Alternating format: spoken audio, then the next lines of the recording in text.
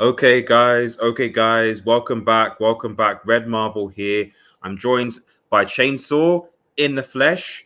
This is our Red Marvel live podcast, episode 3. We've got a lot to talk about. Before we get into it, remember to like, share, and subscribe to Red Marvel. Follow us on Twitter and Twitch. Leave your comments below. Let us know what you want us to cover. Get involved, and we just want to grow this podcast and make it bigger and bigger and bigger. First and foremost, Chainsaw Man, how you doing? Thank you for having me on again. I've loved the last two podcasts that we've done. We've got a lot to discuss in this one. And yeah, remember to like and subscribe. Appreciate it, man. Appreciate it. So let's get straight into now, actually, and a movie that's coming out next week in the UK, or the 8th if you're in the States, and it is Sonic the Hedgehog. At least the second. Sorry. Okay, fine. Sorry about the slip Pleasure. there. Sonic the Hedgehog 2, Sonic the Hedgehog 2, the sequel to the successful Sonic the Hedgehog original movie that was released about 2 years ago now. I think a lot of people, myself included, remember the horrendous Sonic the Hedgehog original design where he looked like almost like a human hedgehog hybrid. That was Frankly, disgusting. it was disgusting. It was absolutely disgusting. I don't know why they decided to do that nonsense.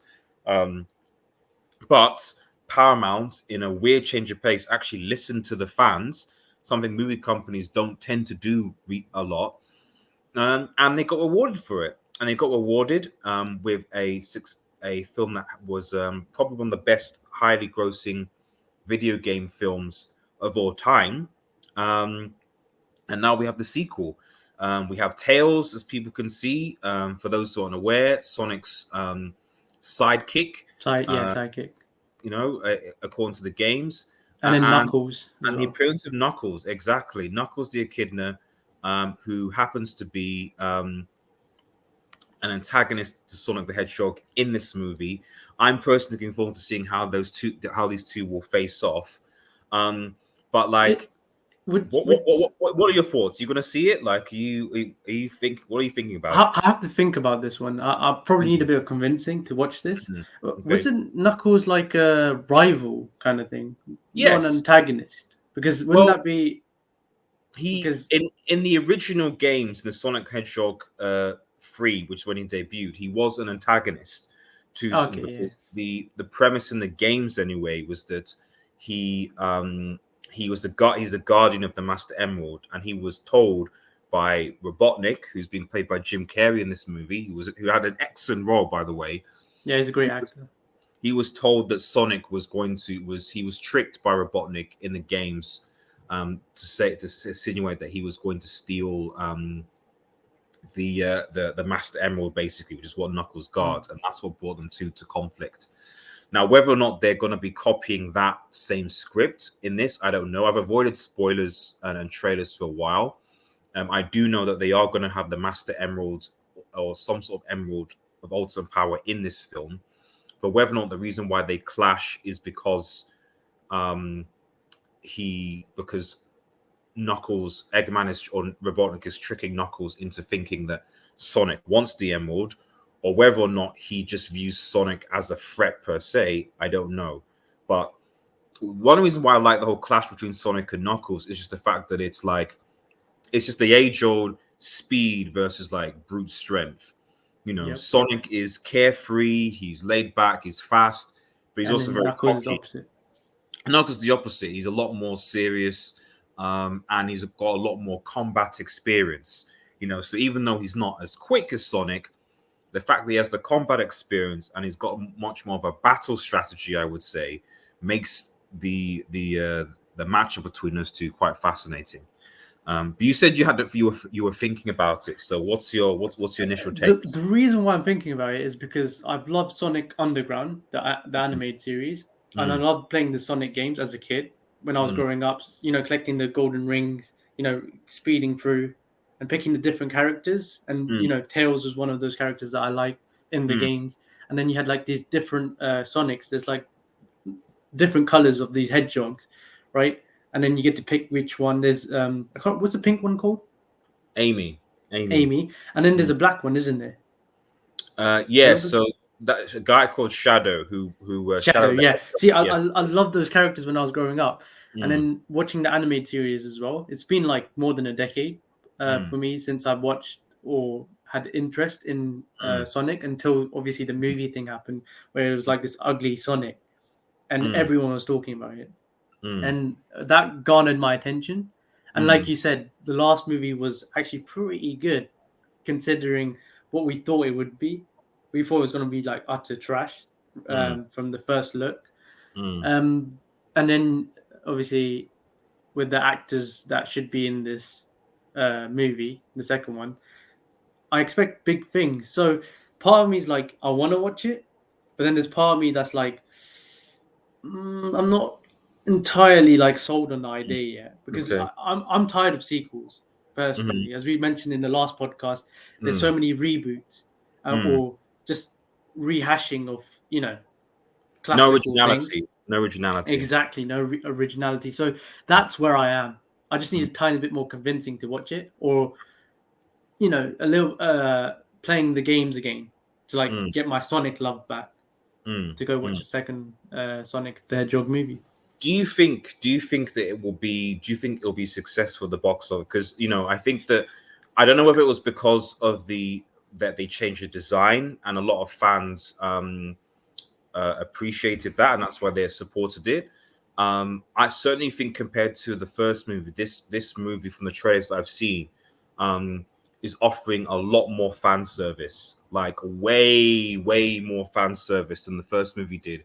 And at least one of the things that I can gauge from this movie is that there's going to be less human from the trailers anyway. There's going to be less human involvement. Like one of the things of the first movie was that it just felt like it was just the typical um like fish out of water buddy cop type of movie, which was fine for what it was, but it was just average. This movie seems to rely more on the source material and from the trailers I've seen anyway, and it seems to put more of the emphasis on the Sonic based characters rather than the human support. Basically, humans become support characters as opposed to main characters, which is what, aside from Robotnik, who's obviously a main character. So you're focused on just the basically the Sonic world rather Yeah, so, than the human yeah, world. exactly. So for Fun World, Sonic tells Knuckles, basically Sonic tells Knuckles and Eggman, with the human characters being the supporting cast to those guys. And you mentioned fan service. I mean, we all love fan service. There's Mm, two different types of fan services mm, out there. Some anime fans would not know what I mean, but like, mm, as long as you're giving what the fans want, that's a mm, recipe for success. And like mm, you asked me the question, would this be a success? Of mm, course. If they follow the recipe of giving what the fans want, don't mm, give us the human stuff. We're not mm, in for mm, that kind of nonsense. We're here mm, for the actual characters, mm. that universe itself. And if you give fan service, it's going to be successful. And mentioning fan service, I think we're Mm. moving on to I was gonna something that say, is yeah, you read literally perfect read segment. my mind. You read my mind, man. You read my mind. Halo, the Halo TV series, man. Because Halo's my thing. Jason, This, so what do you take? Because obviously, because I've never really got into Halo personally, and I guess because I not really on Xbox, but come from this perspective of you played it, you love it, the games, etc., and how they're now translating that into this TV series and the reaction um from fans of the initial reaction anyway, of this series. bro, if I was in my room doing this pod, I'll just show you my Halo action figures and Mm, all the things I love about Halo. mm, And like just knowing that the director's not gonna focus on the games, he's focusing only on the books, like that infuriates me. It's mm, like Halo fans like me have suffered for years. mm, Halo 4 and 5 have been a disgrace, and Halo Infinite, the recent Halo, mm, they're not giving the fans what they want. mm, There's mm, no roadmap of saying we're gonna do this update, we're gonna mm, add, Forge World, new maps, new weapons. Like they're giving us nothing, right? This is free for free, and now we mm, have this nonsense of a TV series where they're literally, from what I've seen and from what I've heard, they're not following the recipe, what the fans want. Give the fans what they want. What they want is Halo, right? Related to the game. It's very simple. It's not complicated. And they're just going for a money grab. This is going to be like the Mandalorian. You know, Mandalorian for Star Wars. This is just the Halo version of that. And I've been passionate about not liking Star Wars. Well, the first trilogy is okay, or great for some people, but like I've always loved Halo more than Star Wars and Star Trek. For me, Halo's my space entertainment thing, right? So I want Halo to succeed, no matter what platform it's on, right? And the fact that the people making this don't care about the game, and they're basically saying F the games, like, what kind of marketing strategy is that?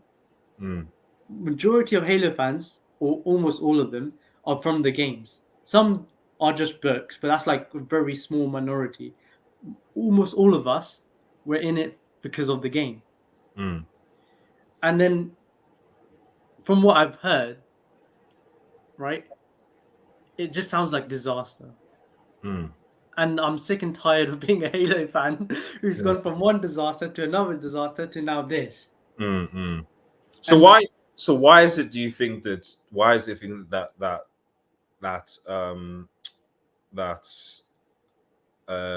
Microsoft basically is Microsoft, isn't it, overarching things? Why is it that you think that they've not been listening to the fans just regarding anything recently? I don't think Microsoft are the ones ignoring the fans, but they're massively mismanaged. Like, they've got all these gaming studios that they brought, but what are they doing with it? Where's the AAA titles on the Xbox, right? Game Pass is amazing, and they do have a couple of good games in Game Pass, or like exclusives, like Forza Horizon, but like it's hard to explain. I've heard that they're doing a second series of the second season of this as well, apparently. From what I've heard, which is I don't understand. I'm completely lost for words. So are you? So have you actually watched this? Are you planning on watching a TV series, or like are you like? So it might be good to just sort of dip in, see, like maybe give a review, like, or is it that you're just so antagonistic because of what they've done to this other series? I'm justified for my emotions. I'll give it 5 minutes. I'll give it 5 minutes. The first 5 minutes, right? Okay. And I'll drop it if it isn't what I think it's going to be. Okay. Right. But I mean, they've just ruined the franchise, and I don't know what the hope is for the future of Halo fans in general. Like, I'm struggling to play the previous games now, like Halo MCC and so forth. I'm just lost. This is a disgraceful decision. Imagine whatever franchise that you like in gaming, movies, or TV series, and imagine if, let's say, the person creating a new game of, let's say, Game of Thrones, but the game version of it, right? And then someone said to you, "Oh, George R. Martin, nah, forget that guy. We're not going to listen to anything he says, right? We're just going to make what we think is appropriate." Imagine that. It's like, how could you do that?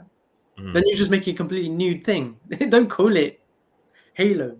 No, I don't disagree, and I guess this is one to come back to when you watch that 5 minutes, and you can sort of crash on it, or what. But the future of Halo is a suspicious one, but maybe something that will be uplift you a bit more. Yeah, and Jujutsu Kaisen, man. Now, as like I said, I'm a novice. I've got no idea. All I know it's actually being released in movie theaters, in the UK, and I do want to go and see it. But for the uninitiated, okay, take it away, man. Perfect. This is a prequel to the anime series, so I would suggest you watch it like whenever you can. Before you watch the anime is like, I wouldn't say 10 out of 10. I'm not the biggest fan of Jujutsu Kaisen, but I'm still a huge fan, right? I'll say it's like a 9 out of 10, right? Okay. You'll enjoy it. It's pure entertainment, right? Okay. Better than Attack on Titan. Yes.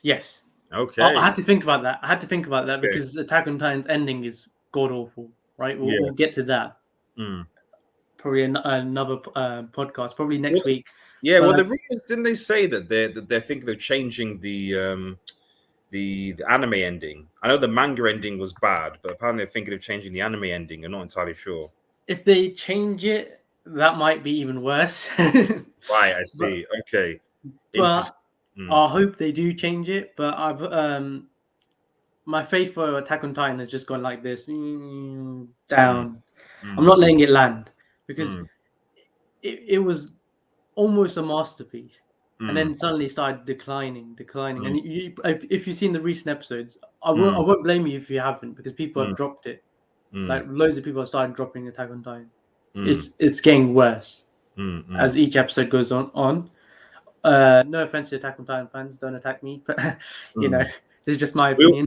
we'll definitely come back to we'll definitely come back to Attack on Titan next week. It's definitely one to talk about. But But Jujutsu Kaisen, I mean, I've done a video on my channel like a year ago. It's a bit embarrassing now if I look back at it, but like I was super like surprised with it because I wasn't reading the manga before I was watching the anime when it was airing, Mhm. and I was like, "Whoa, Gojo!" When I saw Gojo, I was like, "Trust me, Red, you would love these characters. Mm. Mm. Mm. You'll love it. It's about curses. Mhm. There's sorcery. There's like amazing characters in this. Mm. Like Gojo is arguably my top three characters, Okay. and even though Jujutsu Kaisen isn't in my top three yet, I'm still Mhm. reading the manga. I Mhm. haven't caught up, but Gojo is in my top three. That's how much I rate him, Mm. right? And then the animation is wow. Mm. It is 10 out of 10. Mhm. Mappa just outdid themselves. Mm. So like if you like great style, great story, Mm. Jujutsu Kaisen, just watch the movie first, then watch the 12 episodes anime series, the first season. That's what I'll suggest if you do it that order, and So, you'll catch up to the story. Like so just you, as a brief summary for those obviously we're watching who maybe don't know like about the setting or what to expect from the movie, can you kind of give a brief early story summary, I guess, for it? Like just I don't want to give spoilers because you haven't seen the movie, so yeah. I'm in that territory of trying to be careful Okay. what I say. Just But a general there's bit, like yeah. sorcery schools. Okay, I'm going a little bit into the anime, okay, Mm. but I won't go too much. But there's like rivalries within that. There's also curses. Like curses are like, how do I explain curses? Um, okay, they're like living entities Mhm. that live alongside humans. Sometimes they're within humans, Mhm. right? Mhm. Yuji, the main character in the anime, he Mhm. eats a finger of a Mhm. curse. Mhm. So he has the ultimate curse inside him, Mhm. right? And then there's other curses that are just living amongst humans, and they want Mhm. to either eradicate humans. They all have different goals, right? Mhm. And it's like the sorcerers, like Gojo and so forth, they're meant to like protect people, protect themselves Mhm. and people. Mhm. So, and then there's obviously deeper storylines. There's Maki right there. She's one of my favorite characters. She's getting hate on Twitter recently, which is weird. Right. Mm. But Twitter's Twitter. But like, you see Panda, you like Panda as well. Yeah, you can see Mhm. Panda right there. And the music is the opening and ending music on each episode is wow. That's Mhm. amazing as well. Everything about this from production level to the story is wow. And I'll highly recommend read the manga. Fine. Cool. Okay. Well, this is one for stay tuned. So we will definitely come back to it. So Watch this. Can you watch this week? Any chance? yeah, I think I'm gonna. If I've got some time, it'll be. I think what I'm gonna do is I'm gonna do. Gonna see when I want to watch this and the Sonic movie back to back. So I'm gonna sort of plan it that I basically go from one movie to the next. I do this sometimes when I watch movies back to back so that I can sort of go from one movie to the next and like just sort of shit, which I That support myself sometimes. that's pretty So that's what difficult. I do. How could It's you stay? it's hard, you think so, but like often you just have to go out the screen, just take a bit of a break, and then sort of come back. But I've done it before, and it's actually been a really good experience because I feel like it gets Every time I've left like one movie, you know, when you step outside, I'm like, whoa, I'm in another universe. yeah, After watching like 2 hours worth of a movie, it's like, yeah. wow. I don't know how you do two in a row, Yeah, but that's yeah. another thing as well. I think like usually when I've done it, they're both like it's not been both movies have been like maybe under 2 hours or something. So anything that's two and if they're like I couldn't do Batman back to back basically two shows that's ridiculous, but it'd have to be no more than like 4 hours, maximum 3 hours and a half for me to sort of sit through and do that, which is fine, you know. Hopefully next week you'll tell me what you think of the movie. Then we can go into spoilers. Yes, I will. I will keep me Trust me, I know accountable. you're gonna like this. Keep me accountable. Keep me accountable. Keep me I will. accountable. Speaking of accountability, um, Oh, perfect segue. um, oh dear, GT man. I mean, I'm old enough to remember GT on the PlayStation, and two anyway, you know. So and it was a masterpiece.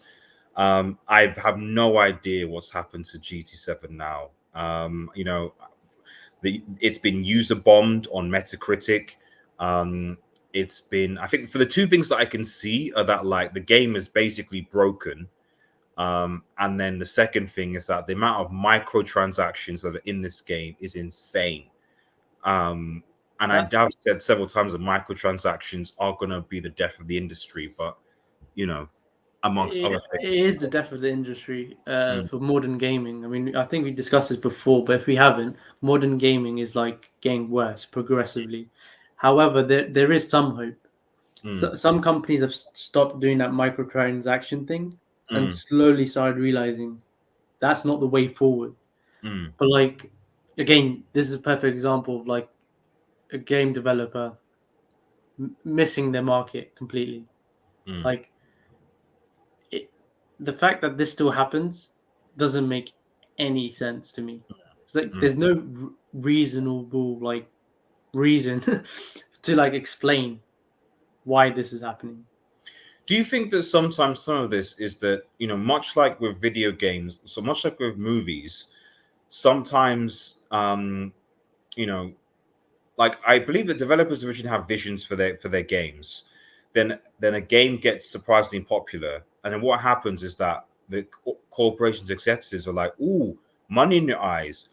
Let's keep on making this over and over and over and over again to sell, etc., and then make slight modifications." But the original vision of developer was realized, and so you just end up basically with a cash cow and a hollow game or movie than what the original developer, you know, intended. You know, so much like with movies where you're like, okay, this should have just been a trilogy, that's it, or this should have just been a movie, that's it. Do you find the games like GT, like FIFA, like COD, etc., that there've just been so many sequels now that they've overstayed their welcome and have been better to create something new from the ground up than releasing another sequel?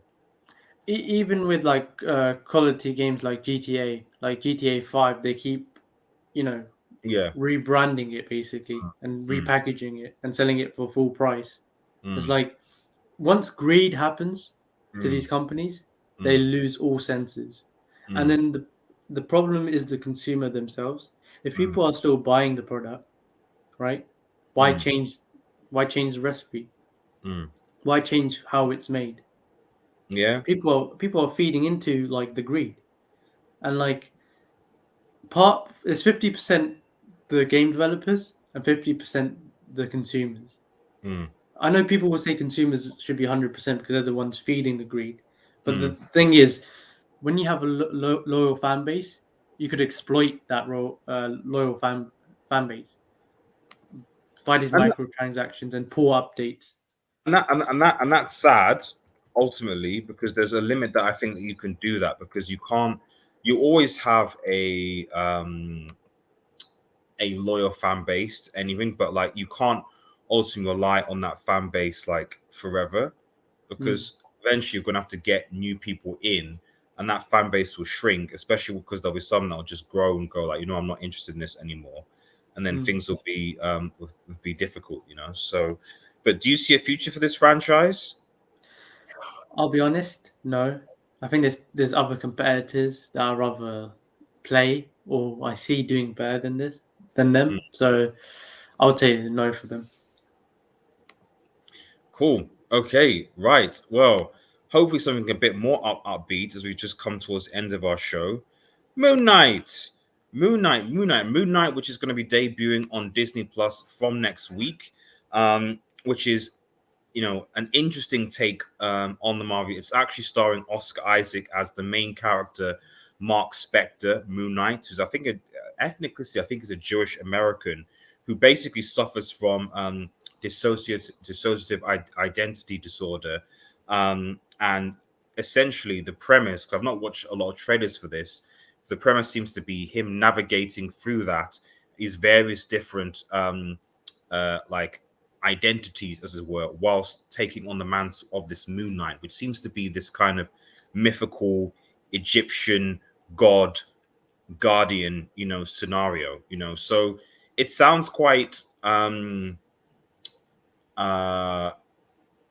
interesting in terms of, I know the MCU has these days has this, MCU humor and MCU clicks and various things, but I'm interested to see how they take a character that has clear psychological problems and how they navigate that in a superhero context. So I don't think we've seen that before, or worked out properly. I don't know what you think, so about that concept or. First things first. I like the concept of Egyptian. Was it you said god? Yes, yeah. I love that simply because I love ancient Egyptian history and I love Yu-Gi-Oh as well, which has some Egyptian references. Yeah.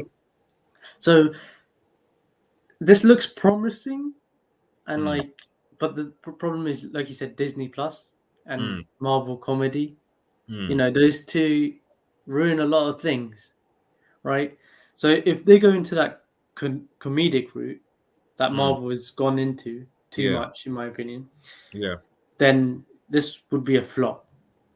But if they take this with more of a creative approach where it's more serious, right, with the actors that you mentioned and so forth, and then there's emphasis on the story and seriousness, or at least more focus on the character itself, then it would be a success. It would be like a fresh breath air. So what I mean, like something new, something for Marvel fans to enjoy. And and knowing Marvel fans, some of them overhype things. So this could get a bit overhyped as well. Yeah, I mean, the thing about Moon Knight is that he's a very obscure character. Not even in the comics, he's not particularly. He's very obscure. His comics aren't particularly popular. He's not even really on the main Avengers roster.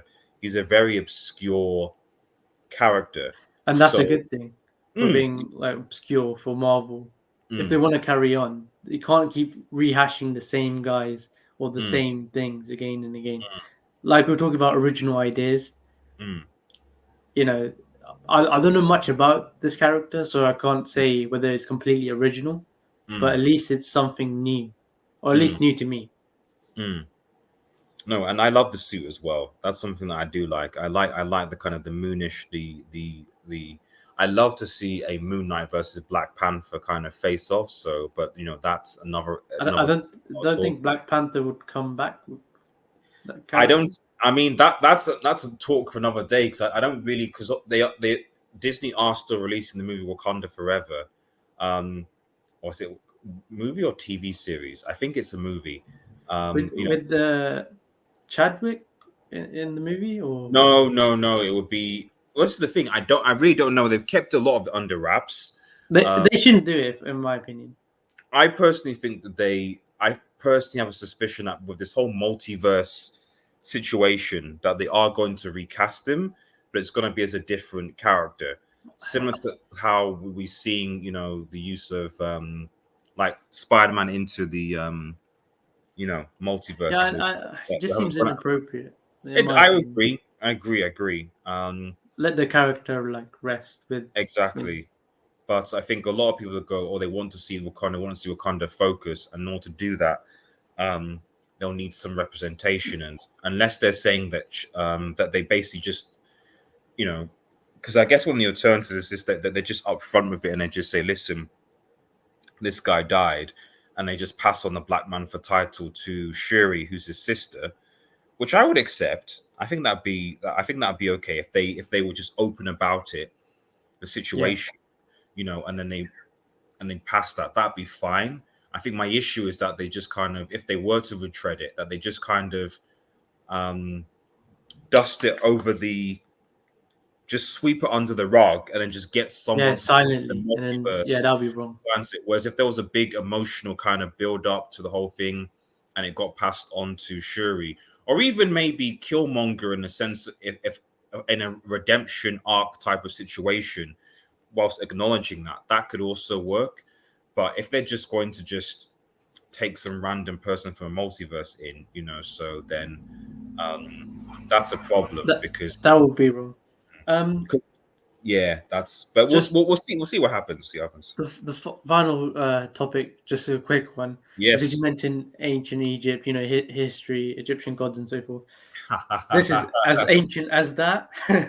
I think Red Marble would know more about this than me. Times. Not everything ancient was bad, I will say. And this is a debate, and let us obviously know what you think in the comments, guys. But should intermissions come back? Because having sat through 3 and a bit hours or more because of the ads for the Batman movie, it would have been nice to have had a break midway through that movie and not be punished by leaving halfway through to go to the toilet, maybe get some snacks, walk around a bit, and then come back and finish it. And that was the benefit of intermissions, really. It was the idea that, by leaving, you weren't going to miss anything from the movie. You still get the experience, but you'd still be able to, walk, go to the toilet, get some additional food, and crack on the intermission movie. And it also meant that movie developers didn't have to cut everything down to fit a movie screen time. They could potentially allow their movies to be a little bit longer, and see their creative vision realized, rather than having their creative vision reduced to an hour and a half because they couldn't fit the movie to cinematic time frame. But I don't know what your thoughts on this idea. You said you have some reservations regarding ads and stuff.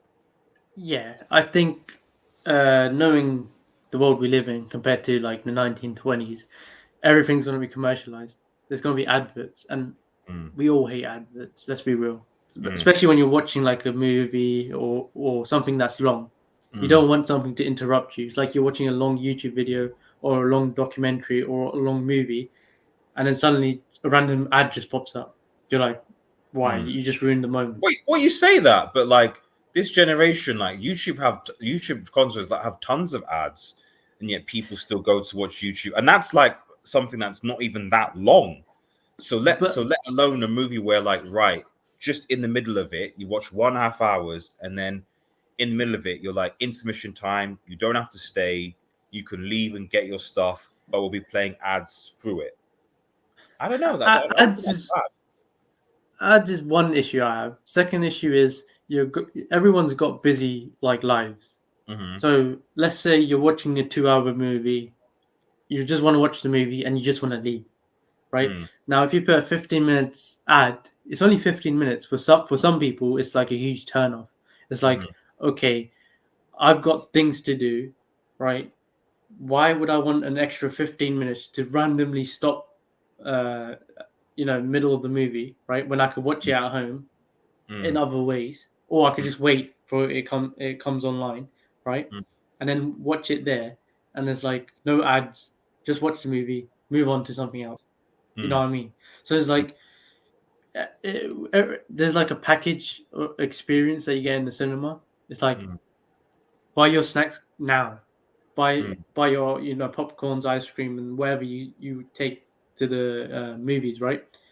Buy it now before you go in, right? Everyone's lining up. Everyone's let's quickly buy the thing and sit down on our seats, right?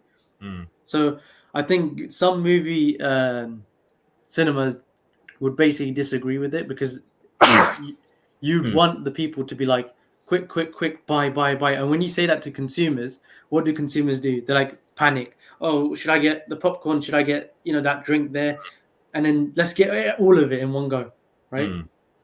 And then what does the cinema benefit?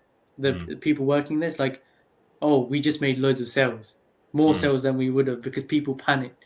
People are like, all right, there's no intermissions. We have to buy the products now, like popcorns and so forth, or sweets, wherever you take into the cinema, right? I always take ice cream, like a Pacific ice cream. It's like a multi-flavored ice cream, but I know what I want, right? So I'm not in a rush. But some people is like, what do you want? I'm feeling something different now. Nachos, popcorn, whatever it is.